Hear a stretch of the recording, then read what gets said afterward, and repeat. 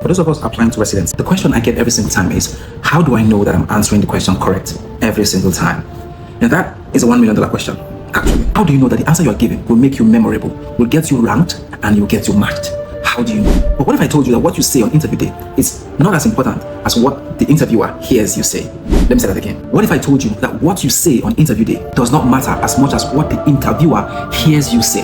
Let me explain. You see, before interviewing, you have to understand that there's a lot of applicants that are applying, and everybody has a fantastic story. Everybody looks great on CV. So the question that you want to answer is, what are the things you say? What are the cues you give off that the other person, your interviewer, interprets? Because questions like "tell me about yourself" are not necessarily looking for your answer. They are looking to interpret cues from you. They are looking to make decisions just based on the way you are answering your questions.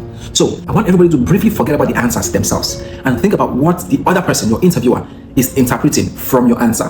When you understand what they are interpreting, then you will know how to answer every single question and get every single question correct every single time. Now, for those of you who have specific tough questions and you're having trouble navigating those questions, leave a comment in the comment section. I'll reply. I want you to get your pen and paper so we start writing down the things that we need to note. Now let's get to it. And I urge you to watch this video to the end because every single section is just as important as the beginning. So let's get to it. Now, one of the first things you need to understand is as soon as you come into the interview room, be it in person or virtual, your interviewer starts assessing you. They look at a couple of things, and these things are not necessarily spoken about. They're called, I think about them as tests that are hidden, like a hidden test. One of them is your tone, the tone of your voice. Does it sound confident? Does it sound not confident? Your posture and your pause. I think I will need to break them down just briefly because these things are very important in the way people perceive you, people think about you. The way you pause when you talk and in your tone when you speak. It gives us confidence, it gives us maturity. Trying to speak and walk in a very calm and collected manner makes people automatically trust you. They feel like you're mature, you are someone who can go through the rigor of residency. Now, understand something. Every residency program is stressful. On the interview day, they try to let you know, they may say it's not as stressful, but actually it's stressful. They're looking for people who can go through those stress without breaking down. That's what they're looking for. Rehearsing your answers does not necessarily help. You might have a format you want to go through, but rehearsing the answer in itself does not help. What you want to be very cognizant is your tone of your voice, your pause, and your posture. Those are the three things. And when they ask you tough questions, we're going to talk about how to go about breaking down tough questions and making them simpler in the next few minutes. Now, let me give you an example what I mean, what they hear you say versus what you say. For example, if they ask you a question, tell me about your weakness, and you say, I sometimes take on too much work, but now I've learned to manage it. That sounds a little bit defensive. Is this person defensive? But if you turn it 360 and you say something like, earlier in training, I took on a lot of work, more than I could handle, just to prove myself. But after a while, I realized that it was hurting my team efficiency. So what I did was to build a delegation board and distribute the work across the team. That really helped my team efficiency. So that's what I'm currently working on, trying not to take on more work than I should.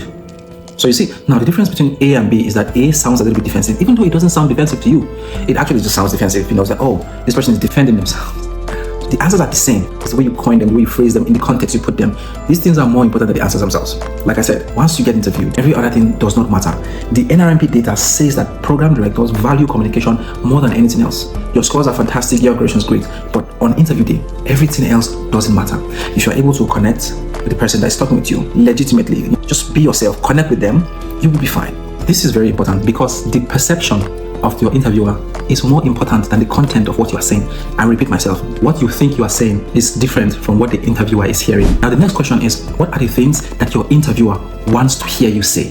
What are the things that when you say it, you automatically catch the attention of your interviewer? They are listening to you. They are hearing what you want to say. And these can be broken down into a few key points. The first one is emotional control. What this means is having your emotions under control when circumstances are intense. You're calm in chaos. You're stable, right? Because this is one of the most important characteristics we have to have as physicians, right? Every single day, there's something that makes you want to lose your mind. But as a physician, you have to be calm. So that's one of the first things, emotional control. And one of the few ways of demonstrating this is being calm on interview day. Because interview is very nerve-wracking. So being able to be calm on interview day tells us this person has some form of emotional control. Because even I speaking on interview day, it is not very calm. It's quite tense. But being able to look calm and give your calm self helps you so much. Number one, you can think more clearly, you can process the questions. Number two, the person listening to you also reflects your calmness. So if you are tense, the other person feels tense. But if you're calm, the other person feels calm. And when you are calm, there's a high likelihood that you guys will connect. And a good way to help you be calm is just to practice breathing exercises. During interview, you will move from person to person, and in between person, practice breathing exercises. Before you start your interview, practice breathing exercises for about just 1 minute. Just breathe in, just breathe in and exhale. Just try and be calm. You will be okay. Your facial muscles will be relaxed. And breathe. You'll be fine. Now, this thing sounds very cliche and very doesn't even sound like medicine, but you are trying to project your most calm self. And don't forget, and that's the idea. Number two, clarity of thought. What does this mean? This means that when someone asks you a question, the way you respond to your question tells them how your mind works. Let me explain.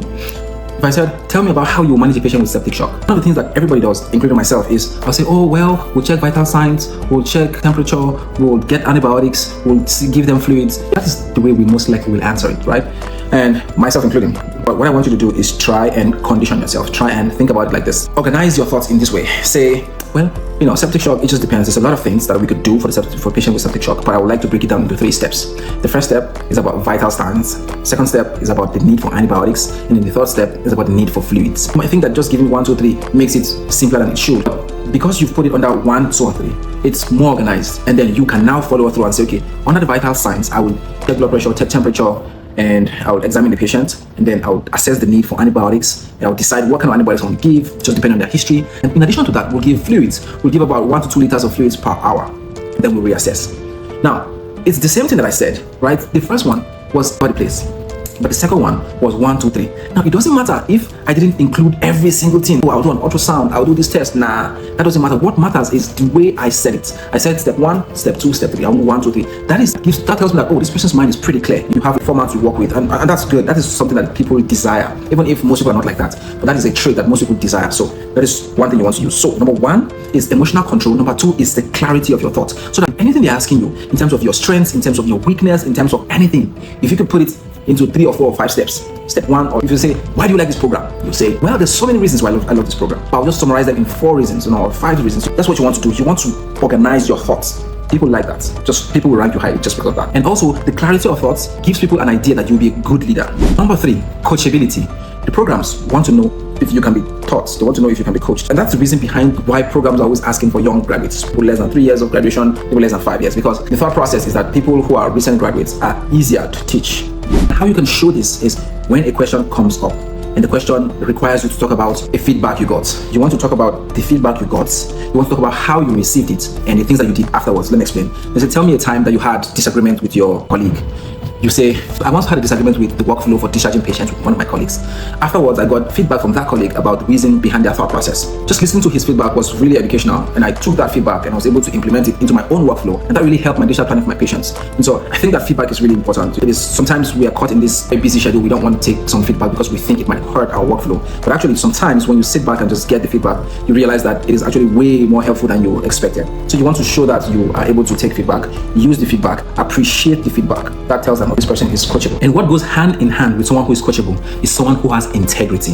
And what does this mean? It just basically means that someone who is truthful and who is transparent, especially when this is not convenient for you. So for example, you made a mistake, because this happens every single time. We all make mistakes, right? You made a mistake. The next step is you're supposed to own your mistake and then take steps to fix your mistakes and learn from your mistakes. That's basically it. Do not defend yourself, nothing. Just own it, fix it, improve. For example, so I had this patient where I actually put in the wrong lab results. And what I did was, when I found out that the lab result was incorrect, I called my senior and got the paperwork to fix it. Boom, that's it. If you have to talk about the errors that you made, don't give excuse. Don't say, oh, because it was raining. Don't say, oh, because I had a bad day. Nah, just how I did it, and boom. Don't give an excuse for the reason why you made the mistakes to begin with. Nobody cares about it. And even though the mistakes are very valid, they come off as being defensive. Except the person exclusively asks you, why do you think that happened? Then you can say something like, I'm not sure. What I have learned is that anytime I put in a lab, I have to double check it just to make sure that never happens. You try and pivot away from giving excuses to talk about what you learned. Because at the end of the day, even though the person is asking, just being curious about why you made that mistake, give a reason why, it still comes off defensive. Just understand human psychology. That's what it is. And of course, resilience. What resilience means is someone who can adapt after reflecting. When you come into residency, through the first 3 months, through the second 3 months, through the last 6 months, will you be able to go according to the flow? Because some months are very stressful, some months are very light. Just being able to adapt through the seasons of residency is a trait that everybody looks for. And that's usually found in your story, and that's usually found in the way you talk about stressful times. So when you talk about stressful times, you want to say something like, it was very stressful, but yet it was really rewarding. Anytime they ask you a question about any stressful period, you want to talk about the stress that you had, plus the gains that you also had. Try not to talk about the stressful period alone on itself.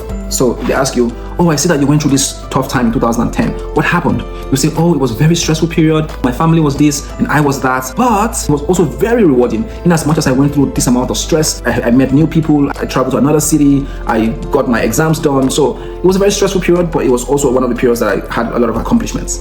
You see, you don't want to talk about just the stress in itself, because for the most part, we all have gone through a very stressful period, but we also have realized that through those stressful periods, there were things that we gained that we still cherish till today. So you do not talk about the stressful period by themselves. And so by doing that, the programs now know that you are someone who has resilience, someone who, when you come into residency, you'll say, oh, the ICU was very stressful, but I learned to be on the central line. I learned to talk to the families, to talk to the patients. I learned how to manage sick patients, and it was very rewarding. That's an idea.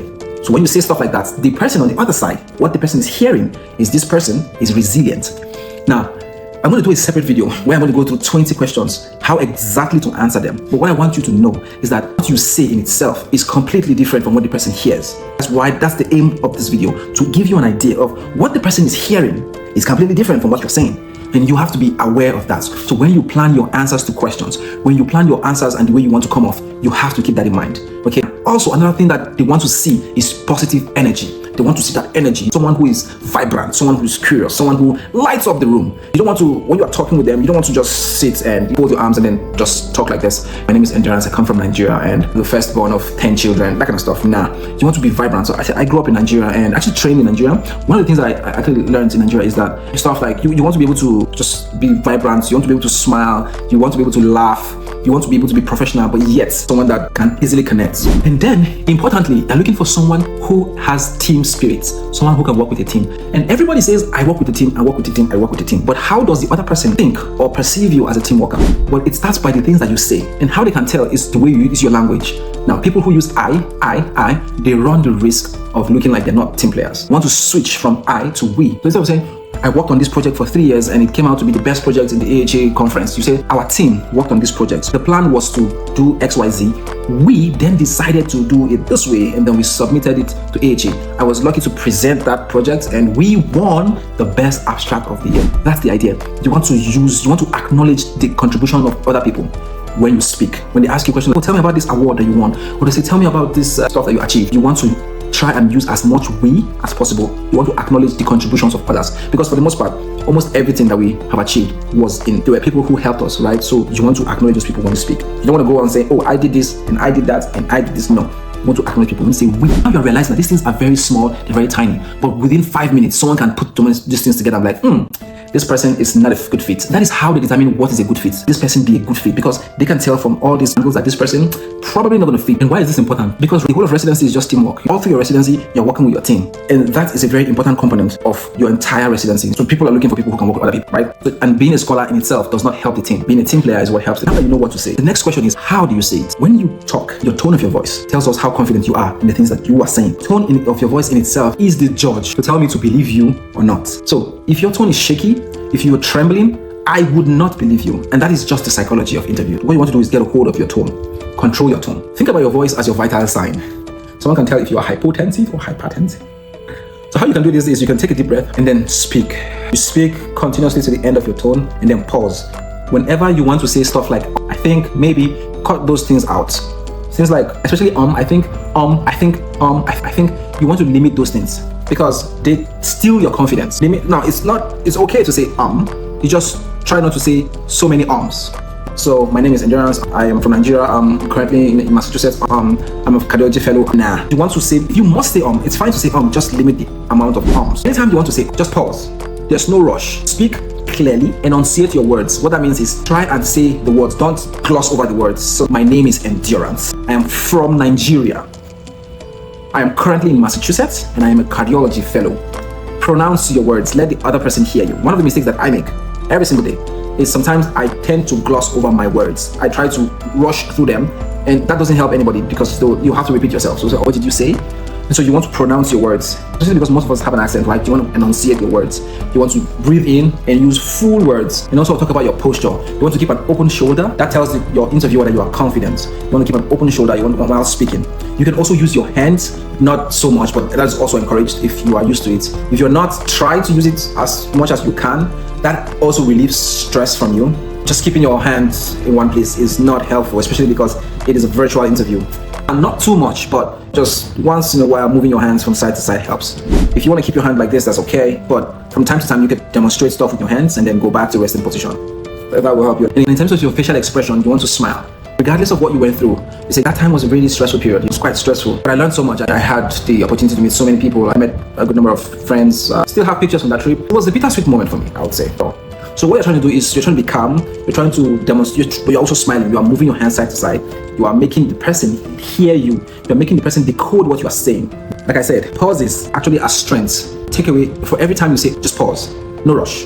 Nobody's rushing you. Just take your time. Breathe, speak, pause. That's what you are. And for most of us, the interviews are very long. And if your voice is affected, most of us, our voice at some point will get disturbed just because we're speaking for a long time. Have a bottle of water. Drink some water. If you must drink water in between your interview, just say, oh, excuse me, let me drink some water. You don't want to be speaking and having to clear your throat while talking. You drink water, you'll be fine. And so when they ask you a question that blows your mind, questions that you don't have an idea about how to answer it, what you should do is basically just pause. You say, wow, that question is profound. Can I have a few seconds to gather my thoughts? Just be very straightforward with them. There's no need to panic. See, honestly, I think most of us, where we come from, we have this urge to answer the questions right away. As soon as they're asking you questions, you reply them, boom. As soon as they're asking you a question, you reply them, boom. No, you don't have to reply them. You should say, well, that question is profound. Just acknowledge that the question is hard. And then ask them for a few seconds to gather your thoughts. And then they'll be like, oh, and then you take 1, 2, 3, 4, 5 seconds. You think about what you want to say and how you want to say it. You break them down into 1, 2, 3 or 1, 2, 3, 4, 5, how you want to approach it. In a few seconds, you should be able to gather your thoughts. I think the problem that most of us have is we think that as soon as they ask you the question, you should have an answer. That is not true. As soon as they ask you the questions that you have answers to, you give them. The questions you do not have answers to, just let them know that that question is tough. And the reason is because most people will also find that question tough. And most people will rush to answer the question, but you don't want to do that. You want to, like I said, be calm, have clarity in your thoughts. Tell them that that question is tough, ask for a few seconds. Now, if you're unsure of what the question is asking, you can also ask them back the question. So they said, tell me a time when you thought all hope was lost, for example. And you're like, wow, that question is profound. Let me gather my thoughts. If I hear you correctly, you want me to tell you a time where I had no hope? And then the person will be like, oh, no, this is what I want you to say. But the person will be like, oh, yes, that's what I want you to say. So you ask them the question back. And then have them tell you what exactly they want you to say. Because some questions can be vague, some questions can be non-specific. So if you encounter those questions, just pause. Take a few seconds. Tell them you want to take a few seconds and then ask them back the question. That's the way. Do not go into every question blind. You don't answer the question you think they asked. Make sure you clarify if you're not sure. That is how you approach every single tough question. So just because we are tense during interviews, the questions that is asked may be simpler than we are thinking about. So if you don't have an answer, just ask them. When they tell you back the question, you will have an answer for them. All these things are important because as soon as you get an interview from a program, the ball is in your court. Your destiny is completely in your hands now because the program have done their part. Right? You put in your hard work and you got your applications ready. Now they've reviewed it. They think that you'll be good. But as soon as they give you an interview, the ball is now in your court. Every single thing just lands on your lap. The way you communicate, the way the person perceives you. That's why I'm taking time to explain this. I could have just gone straight to tell them about yourself, do the most common questions, but I do not. I want you to first understand the psychology behind interviews because at the end of the day, it's a game of psychology and you have to know the kind of game you're about to play even before you start playing it. That will help you so much. And I'm opening a waiting list for interviews. For those of you who are interested in joining my waiting list to interview to do mock interviews, click on the link down below. And then now after all these things, one of the things that most people do not do or don't actually think about so much is the few seconds before your next interview. So between interviewers, you have, when you see interview A, interviewer B, before you leave interview A, there is this closing remark. We need to pay attention to the closing remark. And because the closing remark also helps you seal your impression on that person. So at the end of your interviews, you want to show gratitude. How I usually do it is just like, thank you for a chance to share my story. One of the things that I really like is, the way you told me about how your residents do so well in this program. I'm hoping that I'll be able to replicate that. It's really nice talking to you. You want to thank them without strings. Don't say, I'm hoping to match it now. Thank you for a chance to share my story. One of the things that I resonated with the most was just the way you talk about living a balanced life as an attending and the way your residents actually have really good didactics. I think that's one of the things I look forward to. Thank you so much. Try and show gratitude to every single person that interviews you. Just don't say thank you so much, thank you. No. Talk about it in a context. Tell them that you are grateful for the chance to share your story, not for a chance to interview. No, for a chance to share your story. Then tell them what resonated. This is still the interview, right? That's what you want to do. So thank you. So that's what you want to do for every single person. Now, when you are done, you also want to send them a thank you email. And I want to put a format for the thank you email. It's very short. It's just about telling them exactly what you guys talked about. As you have interview breaks, it helps to have a paper as you have interview breaks to write down the things that you spoke about with each interviewer, so that when you are done with your interviews, you then write a message, an email that is personalized to them. Now, it's a lot of work. Sometimes you don't have to, but you can if you want to. You just write down, for example, this person talked about going to the museum. Write just down, talked about museum. Just write down museum. Easy, like shorthand notes too, nothing complicated. At the end of the the interview, you then send them a thank you email within 24 hours. You don't have to send it right away. You can send it the next day. Then you can specifically tell them the things that you guys talked about and the things that you learned and you're happy for. I put an exact template for the emails, the thank you emails you should send them. It's very short, it's very brief. It helps them remember you without having to read a whole paragraph. It helps them remember you. And after learning all these things, be sure to watch the next video that will help you even become more competitive for your match. I wish you good luck, and as usual, I'll see you in the next one.